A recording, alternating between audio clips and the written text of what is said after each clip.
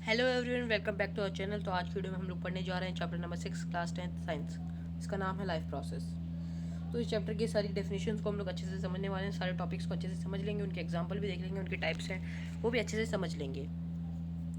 तो जैसे कि हमारा चैप्टर का नाम है लाइफ प्रोसेस, तो लाइफ प्रोसेस क्या होता है?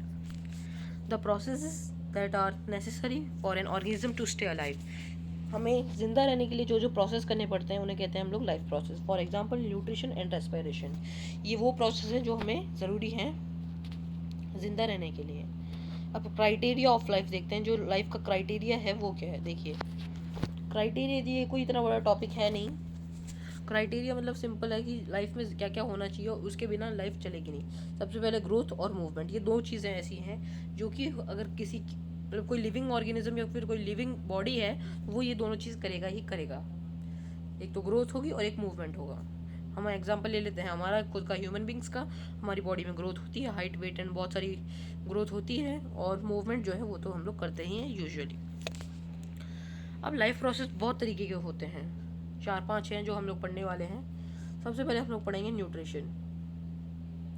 न्यूट्रिशन क्या होता है देखिए, the process in which an organism takes in food, utilise it to get energy for growth, repair and maintenance. Means एक ऑर्गेनिज्म जो है वो खाने को इनटेक करता है, खाने का किस लिए, उसको यूटिलाइज करना है, उसको एनर्जी बनाने के लिए, बॉडी की ग्रोथ के लिए, रिपेयर करने के लिए और बॉडी के मेंटेनेंस के लिए, और भी बहुत सारी चीज़ें हैं उनके लिए। और जो वेस्ट मटेरियल होता है उसे वो बॉडी से एक्सक्रीट कर देता है। एक्सक्रीट मतलब बाहर निकाल देता है। अब टाइप्स ऑफ न्यूट्रिशन, कितने तरीके के न्यूट्रिशन होते हैं देखिए। दो तरीके के न्यूट्रिशन होते हैं। फर्स्ट है हमारा ऑटोट्रॉफिक न्यूट्रिशन और सेकंड है हीटरोट्रॉफिक, जिसके बारे में भी हम लोग आगे बात करेंगे। तो देखिए, ऑटोट्रॉफिक का मतलब क्या होता है। अब इस ऑटोट्रॉफिक न्यूट्रिशन जो जो ऑर्गेनिज्म शो करते हैं उन्हें कहते हैं हम लोग ऑटोट्रॉप्स। और ऑटोट्रॉप्स का मतलब होता है, ऑटो मीन्स तो सेल्फ हो गया, और ट्रॉफ्स मतलब, ट्रॉफोस मतलब हो गया नॉरिशमेंट, मतलब वो खुद का नरिशमेंट खुद कर लेते हैं, खुद का खाना खुद बनाते हैं। For example plants, algae, blue green bacteria. अब क्या प्रोसेस होता है जिसके द्वारा ये लोग खाना बनाते हैं, उस प्रोसेस को बोलते हैं फोटोसिंथेसिस। अब ये फोटोसिंथेसिस दो पार्ट्स में है, इसका मीनिंग हम लोग दो पार्ट्स में देखेंगे। फोटो मीन्स होता है लाइट, और सिंथेसिस मतलब टू कंबाइन। तो लाइट की मदद से कंबाइन करके ये जो खाना बनाते हैं अपना, जो उन्हें कहते हैं हम लोग ऑटोट्रॉप्स। अब क्या रॉ मटेरियल होता है जो कि ये लोग यूज़ करते हैं खाना बनाने के लिए। सबसे पहले है हमारे पास कार्बन डाइऑक्साइड और वाटर, कार्बन डाइऑक्साइड एंड जो ये लाइट है जिसे हम लोग सनलाइट के फॉर्म में यूज़ करते हैं। प्लांट्स जो सनलाइट है उसे एज ए लाइट मानते हैं क्योंकि उनके पास नेचुरल लाइट वही है। इन तीनों चीज़ों को जो कंबाइन करके, टू कंबाइन, वो बनाते हैं क्या, अपना खाना। अब जो इसकी इक्वेशन है वो देख लेते हैं। ये बहुत इंपॉर्टेंट इक्वेशन है। मैं आप लोगों को साथ साथ में ये भी बताते जाऊंगा कि क्या क्या चीज़ इंपॉर्टेंट है।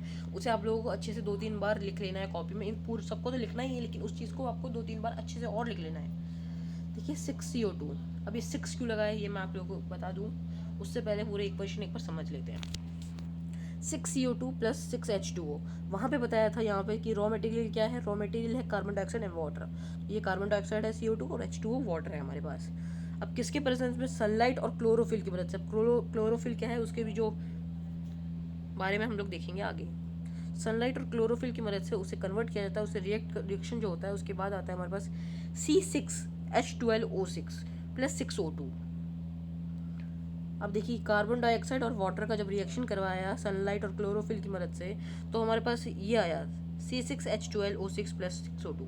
O2 तो हमारा ऑक्सीजन हो गया, और ये है ग्लूकोज जो कि प्लांट्स का फूड है। ये है ग्लूकोज। अब देखिए, मैंने आप लोगों को बताया था कि ये 6 क्यों लगाया। 6 इसलिए लगाया, जो इक्वेशन है उसको बैलेंस करने के लिए। जैसे कि आप लोगों ने केमिकल रिएक्शंस एंड इक्वेशन वाले चैप्टर पढ़ लिया होगा कि इक्वेशन को बैलेंस कैसे किया जाता है और क्यों किया जाता है। तो देखिए, कार्बन डाइऑक्साइड और वाटर जो था वो उसका रॉ मटेरियल था जो कि यूज़ किया गया था। सनलाइट और क्लोरोफिल को यूज़ करके उससे ग्लूकोज बनाया गया और ऑक्सीजन बनाया गया, जो कि जो एनिमल्स हैं वो यूज़ करते हैं उसे रेस्पिरेशन के लिए। एनर्जी कन्वर्जन कैसा हुआ, देखिए एनर्जी कन्वर्जन हुआ, लाइट जो और सोलर एनर्जी जो थी, जो सनलाइट थी, उसे कन्वर्ट कर दिया गया केमिकल एनर्जी के अंदर। और रोल ऑफ क्लोरोफिल क्या है, जो क्लोरोफिल यहाँ पे है इसका रोल क्या है, इसका रोल ये है कि ये जो सनलाइट है इसे ट्रैप करता है फोटोसिंथेसिस करने के लिए। ये ट्रैप करता है जिसकी वजह से फोटोसिंथेसिस हो पाता है। Factors for autotrophic nutrition, factors कौन कौन से जो कि ऑटोट्रॉफिक न्यूट्रिशन के हैं। सबसे पहले है कार्बन डाइऑक्साइड, वाटर, लाइट और टेम्परेचर, ये चारों चीज़ें चाहिए होंगी हमें क्या करने के लिए, ऑटोट्रॉपिक न्यूट्रिशन शो करने के लिए। Events, steps of for photosynthesis, जो इवेंट्स हैं, जो स्टेप्स है फोटोसिंथेसिस के, जो कि आपके एग्जाम में आ जाता है, बहुत ही इंपॉर्टेंट क्वेश्चन है। मैं आप लोगों को साथ ही साथ में बताते जा रहा हूँ क्या क्या इंपॉर्टेंट है, तो इसे इंपॉर्टेंट मार्क कर लेना है आप लोगों को। तो क्या क्या स्टेप्स है, 3 स्टेप्स हैं बेसिकली। सबसे पहले absorption of light energy by chlorophyll, chlorophyll के द्वारा जो लाइट एनर्जी है उसे एब्जॉर्ब किया जाता है। सेकेंड है conversion of light energy to chemical energy and splitting of water molecule into hydrogen and oxygen, जो लाइट एनर्जी है उसे कन्वर्ट किया जाता है केमिकल एनर्जी में, जो सनलाइट है उसे कन्वर्ट किया जाता है केमिकल एनर्जी में। और जो H2O है हमारा वाटर जो है, उसे हाइड्रोजन और ऑक्सीजन, दो अलग अलग जो उनके मॉलिक्यूल हैं, उन्हें वाटर के मॉलिक्यूल्स को डिवाइड कर दिया जाता है। और थर्ड स्टेप जो होता है वो है reduction of carbon dioxide to carbohydrate, जो कार्बन डाइऑक्साइड है उसका रिडक्शन होता है, उसे कार्बोहाइड्रेट बना दिया जाता है। अब कौन कौन सा गैसेस एक्सचेंज हो रहा है यहाँ पे देखिए, जो गैस यूज़ की जाती है वो है कार्बन डाइऑक्साइड, जो कि हम लोगों ने देख लिया था, जो कि रिएक्टेंट है, रिएक्टेंट साइड में जो था। और बाई प्रोडक्ट जो आता है वो है ऑक्सीजन, जो कि एनिमल्स यूज़ करते हैं। अब सोर्स ऑफ रॉ मटेरियल क्या है, जो रॉ मटेरियल है उसका सोर्स क्या क्या होता है, कि रॉ मटेरियल क्या है, कार्बन डाइऑक्साइड और वाटर एंड मिनरल्स। ये कार्बन डाइऑक्साइड जो लैंड के प्लांट्स हैं ना, जो लैंड के ऊपर रहते हैं, वो तो एयर से ले लेते हैं, लेकिन जो एक्वेटिक प्लांट्स हैं जो पानी के अंदर रहते हैं वो कहाँ से लेते हैं, क्योंकि उनके पास तो एयर है नहीं, क्योंकि वो तो पानी के अंदर है, तो वाटर से ही ले लेते हैं कार्बन डाइऑक्साइड, वाटर के अंदर जो डिजॉल्व होती है वहाँ से। और वाटर और मिनरल्स तो लिए जाते हैं सॉइल के अंदर से। अब हीटरोट्रॉपिक न्यूट्रिशन देख लेते हैं, जो कि सेकेंड टाइप ऑफ न्यूट्रिशन है हमारे पास, जो कि हम लोग ह्यूमन बींग्स भी शो करते हैं हीटरोट्रॉपिक न्यूट्रिशन को। तो देखिए हीटरोट्रॉपिक न्यूट्रिशन है वो होता क्या है, हीट्रो मीन्स जो हो गया अदर्स, और ट्रॉफोस मतलब तो नरिशमेंट, तो हीटरोट्रॉफ्स हैं हम लोग, human beings, animals, plants lacking chlorophyll like fungi. अब देखिए प्लांट्स जो है ना, सारे प्लांट्स फोटोसिंथेसिस नहीं करते हैं, जिन प्लांट्स के पास क्लोरोफिल होता है वही फोटोसिंथेसिस को करते हैं। जैसे हमारा फंगी है, वो एक प्लांट है लेकिन उसके पास क्लोरोफिल नहीं है, इसलिए वो हीटरोट्रॉपिक न्यूट्रिशन शो करता है। अब ये हीटरोट्रॉपिक न्यूट्रिशन 3 तरीके के हैं, कौन कौन से, सेप्रोफिटिक, पैरासिटिक और होलोजोइक। अभी सेप्रोफिटिक जो है इसे सेप्रोट्रॉप्स भी मतलब सेप्रोट्रॉपिक न्यूट्रिशन भी बोलते हैं। और ये क्या होता है, ऑर्गेनिज्म जो है ना, हम जो ऑर्गेनिज्म है जो सेप्रोट्रॉपिक न्यूट्रिशन शो करता है, वो क्या करता है, फीड करता है डेड एंड डिकेड मैटर पे, जो सड़ा हुआ और मरा हुआ एनिमल्स और प्लांट्स है उनके ऊपर ये लोग अपना न्यूट्रिशन शो करता है, उसके ऊपर न्यूट्रिशन उनकी बॉडी से ले लेते हैं, for example fungi and bacteria. अब सेकेंड टाइप ऑफ जो हीटरोट्रॉपिक न्यूट्रिशन है वो है हमारे पास पैरासिटिक न्यूट्रिशन। इसके अंदर क्या होता है, organism obtain food from the body of another living host. अब इसमें क्या है, खाना तो दूसरे बॉडी से ही लिया जाता है, लेकिन कैसे लिया जाता है, वो लिविंग होता है। यहाँ पे क्या था, डेड और डिकेड मैटर से लेते हैं प्लांट्स, एनिमल्स और प्लांट्स जो भी खाना लेते हैं वो डेड एंड डिकेड से लेते हैं, जो कि सड़ा हुआ या फिर मरा हुआ होता है। लेकिन पैरासिटिक में क्या होता है, लेते दूसरी बॉडी से ही है, लेकिन वो बॉडी लिविंग होती है, जिसे हम लोग कहते हैं होस्ट। और ये 2 तरीके के पैरासिटिक न्यूट्रिशन हमारी जो ऑर्गेनिज्म से वो शो करते हैं। सबसे पहले है एंडो पैरासाइट और दूसरा है एक्सो पैरासाइट। अभी एंडो और एक्सो मीन्स, एंडो मीन्स अंदर बॉडी के, जो भी होस्ट है उसकी बॉडी के अंदर जा करके वो लोग जो अपना न्यूट्रिशन है वो लेते हैं। और एक्सो पैरासाइट मतलब जो कि जो भी होस्ट है उसकी बॉडी के बाहर से ही अपना न्यूट्रिशन ले लेते हैं। एंडो पैरासाइट है टेप वॉर्म, राउंड वॉर्म, और एक्सो पैरासाइट है leech and lice and leech, जो कि हम लोगों को रेनी सीजन में देखने के लिए मिल जाती है। अब थर्ड टाइप ऑफ न्यूट्रिशन की बात करते हैं, जो कि है holozoic nutrition. Organisms take in whole food and then digest it into smaller particles with enzyme. इसमें क्या होता है, पहले जो हम लोगों ने पैरासिटिक और जो सेप्रोफिटिक न्यूट्रिशन की बात करी थी, उसके अंदर एक जो बॉडी है, मतलब एक जो ऑर्गेनिज्म है वो किस तरीके से जो डाइजेस्टेड फूड है उसको सीधा अपनी बॉडी में लेता है। लेकिन होलोजोइक के अंदर क्या होता है, फूड को पहले लिया जाता है बॉडी के अंदर, फिर उनके अंदर डाइजेस्टिव सिस्टम होता है, उस सिस्टम की मदद से वो लोग उस खाने को डाइजेस्ट करते हैं। जैसे कि इसका एग्जांपल है amoeba, paramecium, animals and human beings. हमारी बॉडी के अंदर भी तो डाइजेस्टिव सिस्टम है, वो किस लिए, उसी खाने को डाइजेस्ट करने के लिए जो कि हम लोग ले रहे हैं। Steps in holozoic nutrition. अब जो स्टेप्स हैं होलोजोइक न्यूट्रिशन के वो क्या क्या है, देखिए सबसे पहले इंजेक्शन होता है, डाइजेशन होता है, एसिमिलेशन होता है और फिर लास्ट में इजेशन होता है। इंजेक्शन में खाने को अंदर लिया जाता है बॉडी के, डाइजेशन में उस खाने को ब्रेक किया जाता है छोटे छोटे पार्टिकल्स में और उसे डाइजेस्ट किया जाता है। फिर एसिमिलेशन में उस जो डाइजेस्टिव फूड है, जो खाना खा लिया उसे डाइजेस्ट किया गया, उस डाइजेस्टिव फूड को पूरी बॉडी को डिवाइड कर दिया जाता है, यूटिलाइज किया जाता है उसे, कि पूरी बॉडी में कहाँ कहाँ न्यूट्रिशन चाहिए वहाँ पे भेज दिया जाता है उस डाइजेस्टिव फूड को। और इजेशन, जो अनडाइजेस्टेड फूड होता है उसे इजेशन कर दिया जाता है, उसे बॉडी से बाहर निकाल दिया जाता है। Nutrition in human beings. अब ह्यूमन बींग्स से किस तरीके से न्यूट्रिशन होता है, देखिए ह्यूमन बींग्स के अंदर एलिमेंट्री कैनाल जो है वो बहुत ही इंपॉर्टेंट है। उसमें क्या क्या होता है, माउथ होता है, ओसोफेगस, स्टमक, स्मॉल इंटेस्टाइन और लार्ज इंटेस्टाइन। खाना यहाँ से शुरू होकर के लार्ज इंटेस्टाइन तक जाता है। अब कुछ इंपॉर्टेंट ग्लैंड्स और जूसेज है जिनके लिए हम लोग एक टेबल देख रहे हैं। हमारे पास है माउथ। अब माउथ जो है वो, उसके अंदर कौन सा ग्लैंड है जो कि कोई भी जूस को सिक्रेट करता है, सलाइवरी ग्लैंड की बात कर रहे हैं हम लोग, जो कि सलाइवरी अमाइलेज को सिक्रेट करता है, जो कि मदद करती है हमारी कन्वर्ट करने के लिए किसको, स्टार्च को इनटू शुगर। स्टार्च को शुगर में कन्वर्ट किया जाता है सलाइवरी अमाइलेज की तरफ से। अब स्टोमक की बात कर लेते हैं। स्टोमक के अंदर जो गैस्ट्रिक ग्लैंड्स हैं वो रिलीज करते हैं गैस्ट्रिक जूसेस। अब 3 तरीके के गैस्ट्रिक जूसेस होते हैं, एक है हाइड्रोक्लोरिक एसिड, एक है पेप्सिन और एक है म्यूकस। हाइड्रोक्लोरिक एसिड जो है उस जिसे हम लोग HCl भी बोलते हैं, वो क्या काम आता है, वो किल करता है हार्मफुल बैक्टीरिया को जो कि हमारी बॉडी के अंदर एंटर होने वाले होते हैं या फिर खाने के साथ साथ आ जाते हैं।